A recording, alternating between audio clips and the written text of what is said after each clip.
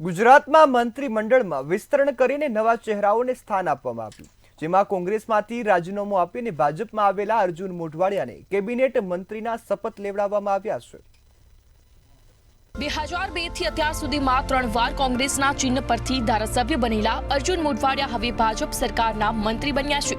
અર્જુન મોઢવાડિયાનો જન્મ 17 ફેબ્રુઆરી 1957માં પોરબંદરના મોઢવાડા ગામે થયો હતો। મેર સમાજમાંથી રાજનીતિમાં નામ બનાવનાર મોઢવાડિયાએ BE મિકેનિકલ એન્જિનિયરિંગ અને વકીલાતનો અભ્યાસ કર્યો છે।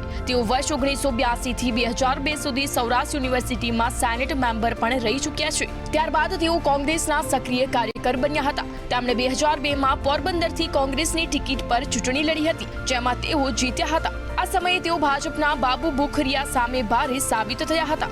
અર્જુન મોઢવાડિયાએ વર્ષ 2004 અને 2007માં વિધાનસભાના વિપક્ષના નેતા તરીકે ફરજ બજાવી હતી। કોંગ્રેસે 2011માં તેમને ગુજરાતના પ્રદેશ પ્રમુખ બનાવ્યા હતા। 2012ની ચૂંટણીમાં ભાજપના બાબુ બોખરિયાએ તેમને હરાવ્યા હતા। ત્યારબાદ 2017ની ચૂંટણીમાં પણ તેમનો પરાજય થયો હતો। આ છતાં કોંગ્રેસે તેમના પર વિશ્વાસ રાખી 2022ની ચૂંટણીમાં મેદાનમાં ઉતર્યા। આ સાથે જ ભાજપના બાબુ બોખરિયા સામે તેમનો વિજય થયો હતો।